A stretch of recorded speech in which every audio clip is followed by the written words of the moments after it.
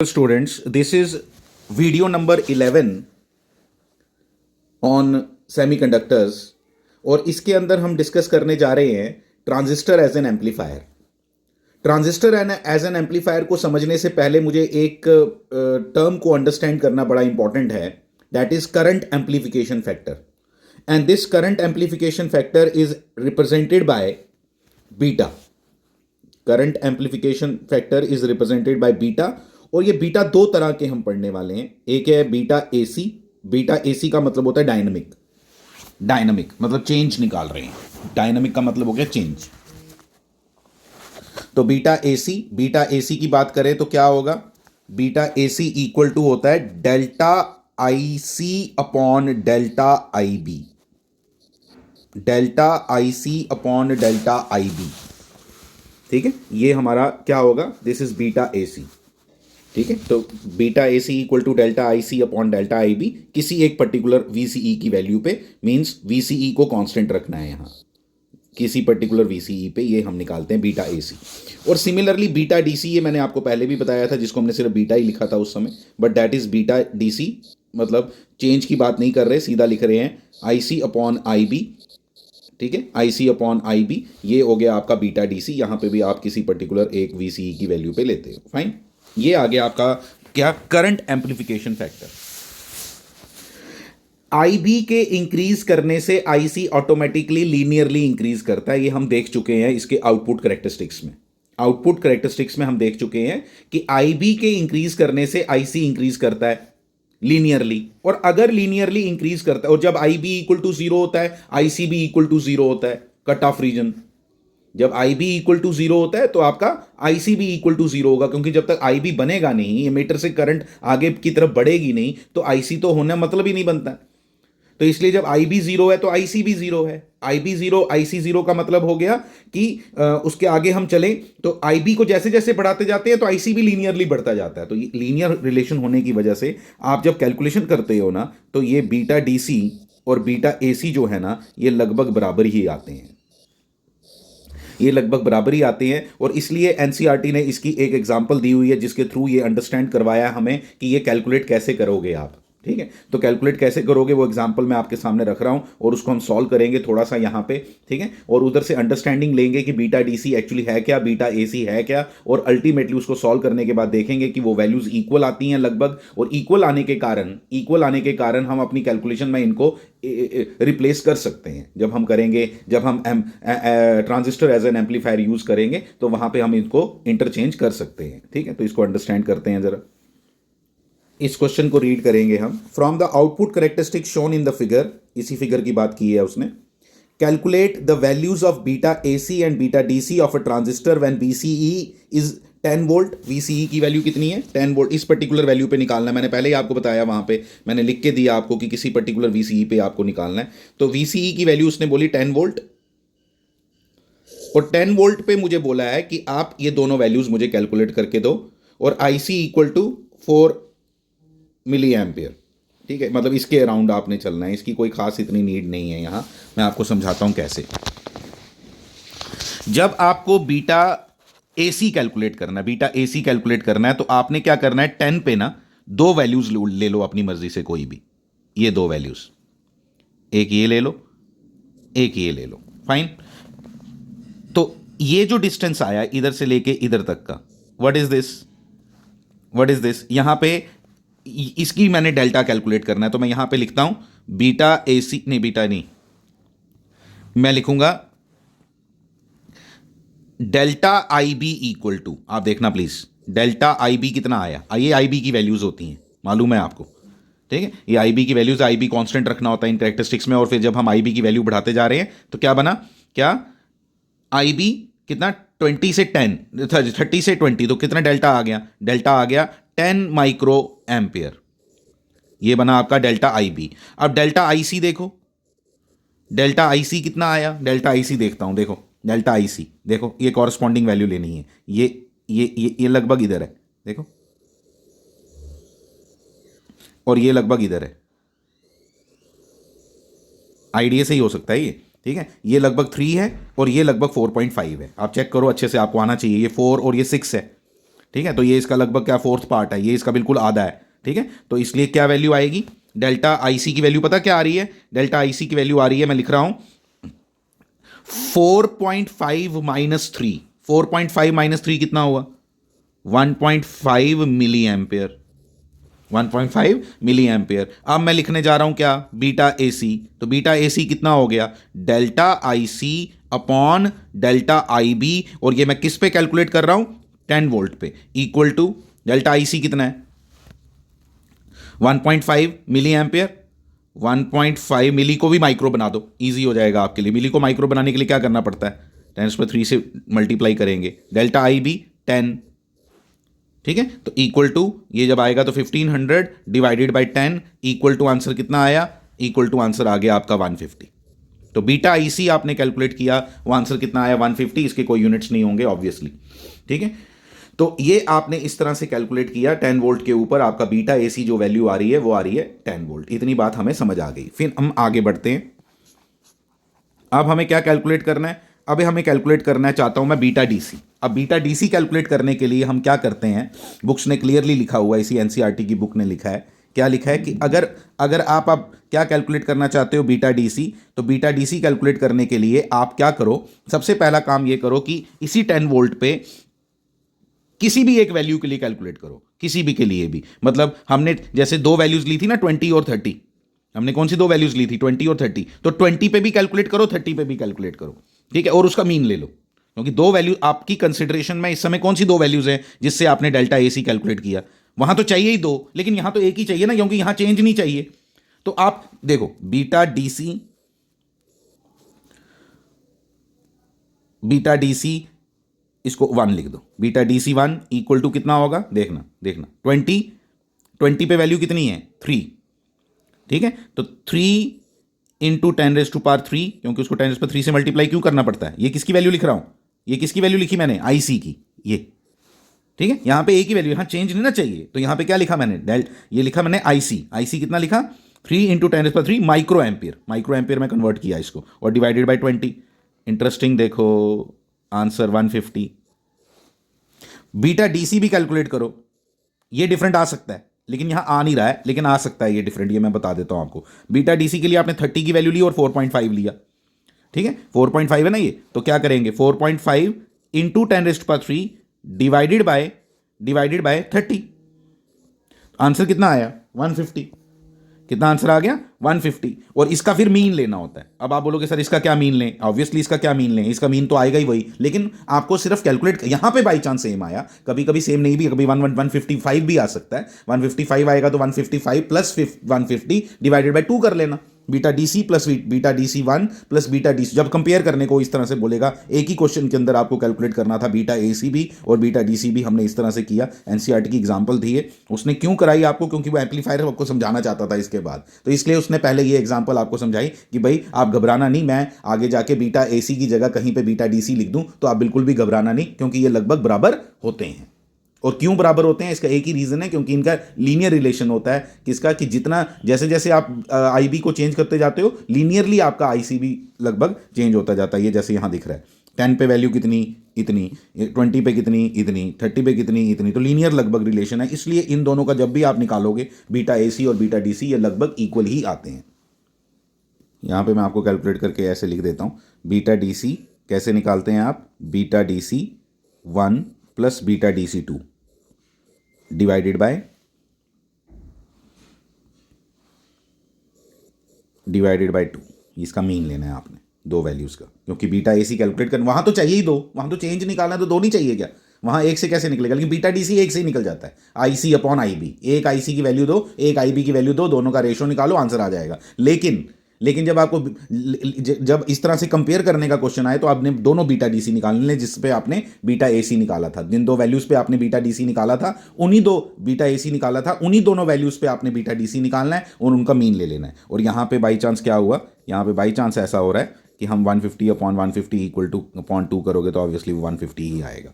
ठीक है, transistor as an amplifier की जब हम बात करेंगे तो उसके लिए हम, ये देखो हमारा नेक्स्ट टॉपिक है ट्रांजिस्टर एज एन एम्पलीफायर। इसके अंदर हम इस सर्किट को कंसिडर करेंगे। आप इस सर्किट के साथ वेरी मच फैमिलियर हो, लेकिन अब होने क्या वाला है, एम्पलीफायर मतलब क्या, मतलब आप उसको एक इनपुट सिग्नल दो, आप उसको एक इनपुट सिग्नल दो, इनपुट उसका ऐसा होना चाहिए, डिमांड क्या है हमारी ये है कि इनपुट सिग्नल अगर छोटा सा हो,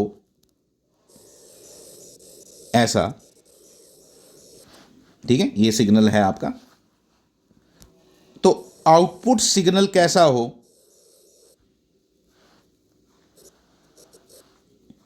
एनलार्ज्ड हो, जैसे आप एनलार्ज कराते हो ना कभी फोटोस्टेट में, वैसा हो, ऐसा,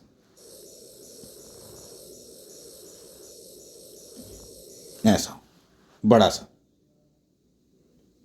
तो ये इससे एक्सपेक्टेड है कि हम ये चाहते हैं, मतलब इनपुट पे मुझे ये आपका वी इन है और आपको वी आउटपुट ऐसा चाहिए, उसके लिए हम ये एम्पलीफायर पढ़ रहे हैं।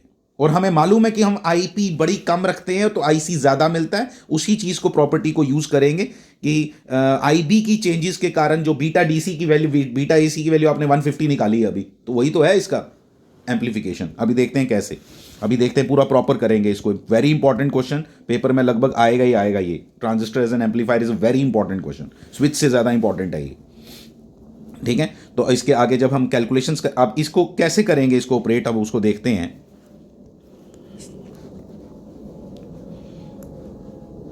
देखो, पहले अंडरस्टैंड करते हैं सर्किट को। सर्किट को अंडरस्टैंडिंग में क्या क्या दिखाई दे रहा है आपको, मैं आपको बताता हूं क्या क्या दिखाई दे रहा है। पहली चीज वीबीबी, इनपुट वोल्टेज, वीसीसी आपने, सॉरी, ये आपने फॉरवर्ड बायस करने के लिए लगाई है, ये आपने रिवर्स बायस करने के लिए लगाई है। आप जब बेस एमिटर जंक्शन को फॉरवर्ड बायस कर रहे हो और कलेक्टर बेस जंक्शन को आप क्या कर रहे हो, कलेक्टर एमिटर जंक्शन को आप क्या कर रहे हो, कलेक्टर एमिटर नहीं, सॉरी, कलेक्टर बेस जंक्शन को आप क्या कर रहे हो, रिवर्स बायस। तो इस कंडीशन में कलेक्टर बेस एमीटर जंक्शन को क्या किया आपने, फॉरवर्ड बायस, और कलेक्टर बेस जंक्शन को आप क्या करना चाहते हो, रिवर्स बायस। अगर ऐसा आप अचीव कर पाते हो तो आप बोलते हो आपका जो ट्रांजिस्टर है वो एक्टिव रीजन में ऑपरेट कर रहा है। तो इसको एक्टिव रीजन में ऑपरेट कराने के लिए ये इसकी मैंने बैटरीज इसको आपको दिखा दी हैं। ये आपका इनपुट सिग्नल है which you want to be magnified, इसको आप मैग्नीफाई या एम्पलीफाई करना चाहते हो, इसको एम्पलीफाई करना चाहते हो, इसलिए इनपुट में आपने ये भी लगा दिया, लेकिन बीच में आपने ये कैपेसिटर लगाया है, C1 लिख दो इसको, यहां नहीं भी लिखोगे, एनसीईआरटी ने तो कुछ नहीं लिखा है, तो ये C2। ये इसलिए आप C लिख रहे हो कि कहीं ये दोनों आपस में मिक्स ना हो जाए। आपको बता देता हूं, कैपेसिटर में से डीसी पास नहीं करती, कैपेसिटर में से डीसी पास नहीं करती, इसलिए डीसी करंट जब भी जाए तो यहां से जाए, यहां कभी जा ही ना पाए, यहां कभी जा ही ना पाए, इस तरफ रिवर्स उसका एक्शन ना हो, इसमें से ना जाए, क्योंकि जाती ही नहीं है, कैपेसिटर ब्लॉक्स डीसी। तो इसलिए हमने ये कैपेसिटर यहां पे भी और यहां पे भी लगाया। ये आपका आउटपुट है जो हमने अचीव करना है, वो भी एसी है, और इनपुट भी जो है वो एसी है। इनपुट सिग्नल छोटा है, आउटपुट सिग्नल आप बड़ा चाहते हो, वो कैसे मिलेगा आपको, वो हमने अंडरस्टैंड करना है, ठीक है। मैथमेटिकल है ज़्यादा, ये मैथमेटिकली हम इसको प्रूव करने वाले हैं, ठीक है। आप देखो किस तरह से। तो सबसे पहले काम क्या करेंगे हम, इसके लिए हम लिखेंगे इक्वेशंस, इसके लिए इक्वेशंस लिखेंगे। क्या लिखेंगे, सबसे पहली इक्वेशन आप लिखोगे इस पे इनपुट साइड पे क्या इक्वेशन बनती है आपकी, इनपुट साइड पे इक्वेशन क्या बनती है वो आपको दिखाई थी मैंने लास्ट टाइम भी, वही लिख रहा हूं मैं, आपको आएगी समझ। मतलब अभी वी आई प्रेजेंट नहीं है, when there is no V I, there is no V I, V I मतलब इनपुट नहीं है, V I equal to zero, ऐसे करके मैंने लिख दिया, ठीक है। तो तब आपकी इक्वेशन क्या बनती है, तब आपकी इक्वेशन बनती है V B B equal to V B E plus, ये केवीएल लगा के आया है, केवीएल लगा रहा हूं, ये आई बी आर बी, कल भी लगाया था केवीएल हमने, इसी तरह से लगाया था, आई बी आर बी। ये आपकी इक्वेशन नंबर 1 आ गई, इनपुट साइड की इक्वेशन लगाई जब वी आई नहीं है। When V I is not equal to zero, when V I is not equal to zero, तब आपकी इक्वेशन क्या बनेगी, तब तो आपका इनपुट दो हो गए, यहां से भी करंट आएगी, यहां से भी करंट आएगी, इसलिए दो इनपुट हो गए। तो अल्टीमेटली क्या हुआ, आपने इनपुट में चेंजेस लाई। अब आप देख रहे हो क्या कि अब आपका क्या हो गया, VBB plus V I, VBB plus V I is equal to क्या हुआ, वीबीई, ठीक है, वीबीई प्लस आईबीआरबी, ठीक है, वो तो उतना ही रहा आई बी आर बी, लेकिन करंट तो थोड़ी चेंज होगी क्योंकि अब तो करंट्स आ गई, तो कुछ एडिशनल चेंजेस आएंगी, that is delta I B. Current कुछ चेंज हुई, ये तो पुराना जो था वो तो है ही है, लेकिन और चेंजेस क्या आई, और चेंजेस क्या आई कि डेल्टा आई बी, यानी कि करंट जो है वो चेंज हुई और वो क्या बन गई, डेल्टा आई बी। मतलब आई बी करंट क्या बन चुकी है, I B plus delta I B. ठीक है, लेकिन इस आई बी के साथ एक चीज और लिखूंगा, क्या, R B plus R I, R B plus R I, R छोटा लिख दो, आर आई। ये क्या है, ये इसका अपना इंटरनल रेजिस्टेंस, ये इसका अपना इंटरनल रेजिस्टेंस, वो लिखा है मैंने यहां आर आई। ठीक है, तो ये इक्वेशन कब बनेगी, जब आपका, जब क्या, जब आपने इनपुट पे इनपुट लगा दिया, इनपुट सिग्नल दे दिया। इनपुट सिग्नल दोगे तो यानी कि तुमने इनपुट को चेंज करना शुरू कर दिया, तुमने इनपुट को चेंज किया, क्योंकि इस तरह से है ना, ये वैल्यू कितनी है, ये वैल्यू है मान लो 0.5 वोल्ट, कितनी है 0.5 वोल्ट। ये वैल्यू कितनी है, ये वैल्यू तो चेंज हो रही है ना, ये वैल्यू कोई फिक्स नहीं ना, ये वैल्यू को नहीं बोल सकता मैं ये 1 वोल्ट है ना, ये वैल्यू है 0, 0.1, 0.2, 0.3, बढ़ती जा रही है 0.4, ऐसे करके इसकी वैल्यू बढ़ती जा रही है, फिर इसकी वैल्यू डिक्रीज, साइनोसाइडल इसको समझना है, ऐसी है, वेरिएबल है। तो वेरिएबल है तो यानी कि तुम इसके अंदर कॉन्टिन्यूसली चेंजेस ला रहे हो, तो जो इसके अंदर चेंजेस ला रहे हो और उसके कारण चेंज आई, उसके कारण करंट आई भी चेंज होगी हमेशा। तो ये हमारा ये इस तरह से बन गया, और आर आई इसका अपना इंटरनल रेजिस्टेंस है। अब दोनों इक्वेशंस को सब्ट्रैक्ट करो, किसको, सेकंड में से फर्स्ट माइनस करो, तो क्या बनेगा, वी आई रह जाएगा, इक्वल टू क्या बनेगा, delta I B, delta I B into R B plus R I. ये एक इंपॉर्टेंट इक्वेशन है जिसको आपने नंबर 3 लिखा, ठीक है, जिसको आपने नंबर 3 लिखा। ये हमने इनपुट के बारे में बात कर ली। अब हम जरा आउटपुट के बारे में बात करते हैं। जब हम आउटपुट के बारे में बात करेंगे तो क्या आएगा, आपकी आउटपुट की इक्वेशन क्या बनती है, सबसे पहले आउटपुट की इक्वेशन क्या बनती है उसको लिखता हूं, ठीक है। आउटपुट की इक्वेशन बनती है VCC equal to VCE plus ICRL. ये देखो सब आरएल आरएल लिखा, हाँ ये आरएल है, आईसीआरसी आना चाहिए, आईसीआरसी लिखो इसको, मैं आरसी लिखता हूँ, आईसीआरसी, ठीक है। तो VCC is equal to VCE plus ICRC. तो आईसीआरसी जब आपने लिख दिया तो ये आपकी बन गई इक्वेशन नंबर 4। अब मैं कहता हूं, अब हमने ये सब किया ना, अब हम क्या कह रहे हैं कि अगर आपने चेंजेस लाई, अभी आप देख रहे हो कि आपके आईबी में चेंजेस आई हैं, अब आईबी में चेंजेस के कारण आपको आईसी के अंदर भी चेंजेस दिखाई देंगी, लेकिन वीसीसी चेंज नहीं ना होगा, ये वोल्टेज, ये इसको नहीं हम चेंज कर रहे, ये तो चेंज होगा नहीं। तो इसलिए जो आपकी यहां पे आउटपुट वोल्टेज आएगी, मैं बताता हूं क्या लिखोगे आप, delta VCC is equal to, जब आप चेंज लाओगे तो delta VCE plus delta IC RC.